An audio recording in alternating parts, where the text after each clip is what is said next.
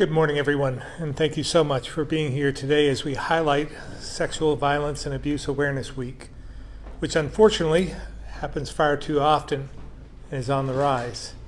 In fact, in 2023, the member organizations of the Vermont Network Against Domestic and Sexual Violence received a total of 23,300 calls and provided in-person assistance to almost 8,500 survivors of domestic and sexual violence. It's up to all of us to ensure that survivors have access to the resources they need to recover and move forward, while also holding those who commit these terrible crimes accountable. I first want to thank the network and all their incredible partners for the work they do every single day to support Vermonters who have been on the receiving end of violence and abuse. Your dedication to our friends, family members, and neighbors is inspiring. I also want to thank the Treasurer and M&T Bank for their partnership with the network on this initiative you'll hear about in a few minutes, which will help survivors with financial empowerment. Because studies have shown that economic instability is one of the primary barriers preventing victims of domestic and sexual violence from leaving the situation they find themselves in. Our work to address the crisis of domestic and sexual violence cannot stop until it's no longer needed. And I'm proud to stand here today with so many who have made that mission their life's work, along with their allies. With that, I'll turn it over to Karen Tronsgaard-Scott, the Executive Director of the Vermont Network. Thank you so much, Governor.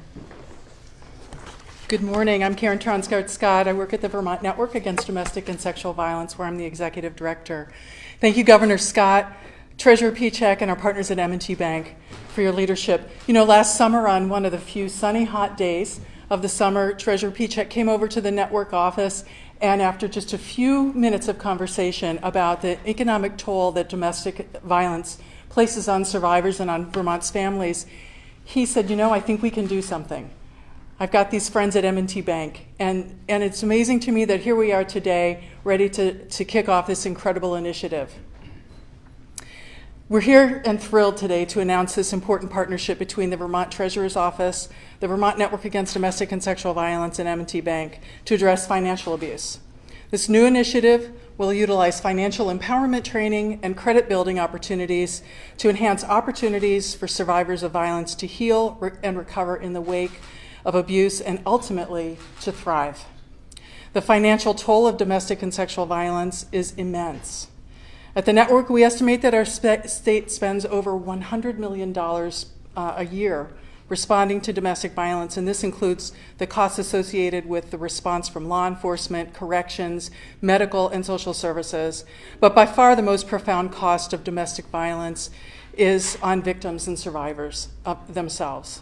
In just a few minutes, you'll hear directly from a domestic violence advocate who will speak to the impacts that financial abuse has on the daily lives of survivors in our communities.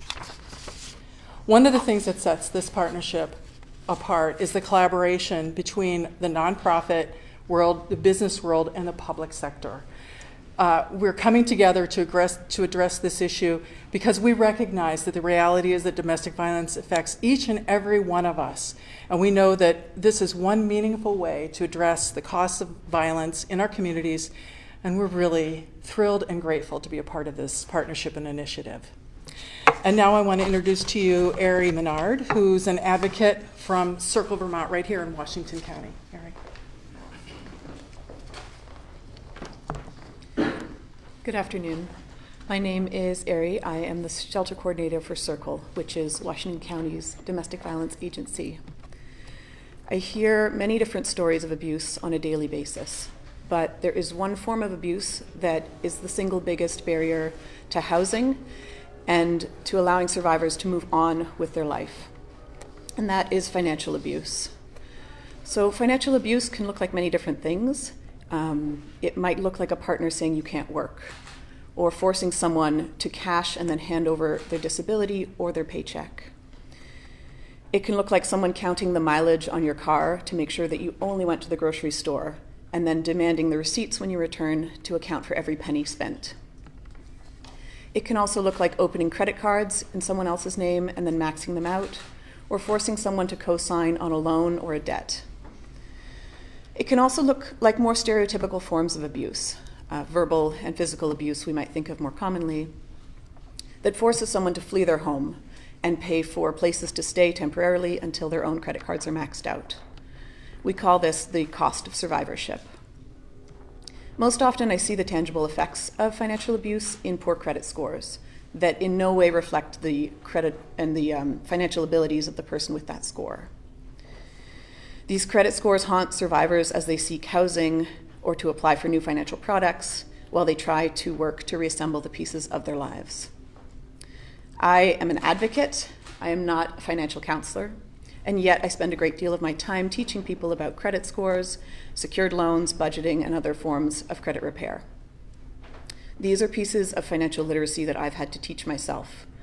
And I know from the survivors I work with that there's no way to budget your way out of poverty.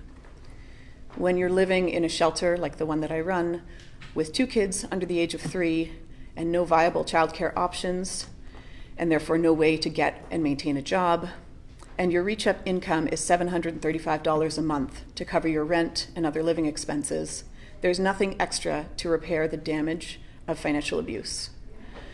This is why I'm excited for this new program. I'm excited that we're recognizing the harms and barriers faced by the people I work with, and programs such as this that address the financial toll of abuse and the impossibility of exiting poverty under conditions of oppression create a more equitable, just, and fair world for all. So now I'd like to introduce Heidi Stumpf from M&T Bank. Thank you. Wow. I feel so fortunate to be here today to shine light on an important initiative and one that M&T Bank is honored to be part of. Thank you, Governor Scott and Treasurer Pichuk and your teams for bringing us all together. M&T Bank has a long history of providing support in the communities in which we serve. In 2023, we provided more than $1.5 million in community support throughout Vermont. Equally, or even more important, is our commitment to volunteerism. Our employees receive 40 hours of paid volunteer time each year to invest in areas that are important to them. Last year, Vermont employees provided over 6,200 hours of volunteer time across the state. Continuing with our pillars of giving, M&T Bank has pledged $100,000 over 4 years to the statewide partnership to bring financial literacy to a vulnerable group of Vermonters. Financial literacy is a critical piece for domestic and sexual violence survivors to regain independence. Additionally, our M&T employees, through their commitment to volunteerism, are poised to provide the critical training and one-on-one support through the 15 advocate agencies throughout Vermont. I can't tell you how rich and meaningful this work is, and I'm thrilled that M&T Bank can be part of it. I will now introduce Treasurer Mike Pichuk. Thanks, Heidi. Thank you, everybody, and thank you very much to the governor, to Karen, to Ari, to Heidi. Thank you to the legislators who are here with us as well. The Treasurer's Office had a long-standing interest in financial literacy, dating back to Treasurer Pierce and Treasurer Spalding and Treasurer Douglas. And I myself, at the Department of Financial Regulation, when I was commissioner, had a great interest and spent a lot of time focused on financial literacy. So when we sought to initiate our first financial literacy partnership since taking office, we really wanted to focus our advocacy efforts where they could yield the most significant impacts. We wanted an actionable program that doesn't just focus on financial literacy, but also involves financial empowerment. And we wanted to do that with partners that we could work well with, who were well respected. And that's why I'm so excited to be here today, because this initiative ties together those 3 aims. As you've heard today, financial dependency is a way for abusers to gain power over their partners. Financial reliance can be the main reason survivors are unable to leave an abusive partner or feel like they have no choice but to return to an abusive partner.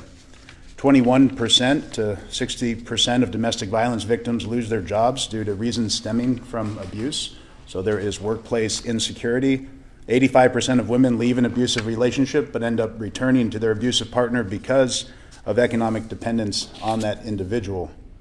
U.S. victims of domestic violence lose on average 8 million days of paid work each year, resulting in a total economic loss of over $8 billion annually across America. So it's a really important issue for us to focus on in terms of its economic impact the impact on the individual, and the impact that it has on the community. It's also actionable. You heard from Heidi about how this will involve trainings throughout the state through the M&T network, but the partnership will also include a financial match program available to survivors.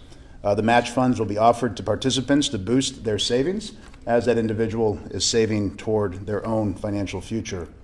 It's designated to incentivize savings and enhance money management skills. There'll also be a financial empowerment grant program associated with the program as well, both of which will be administered by the network.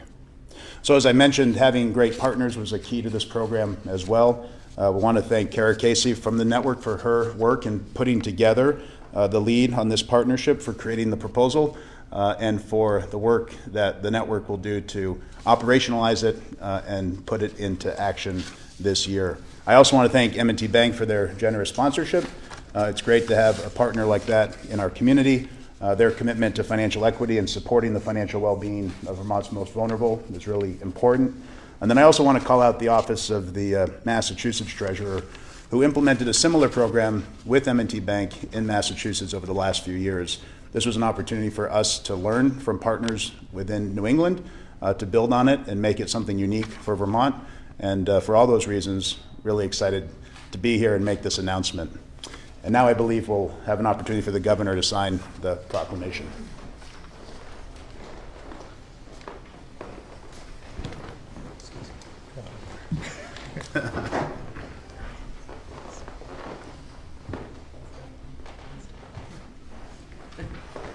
Any and all.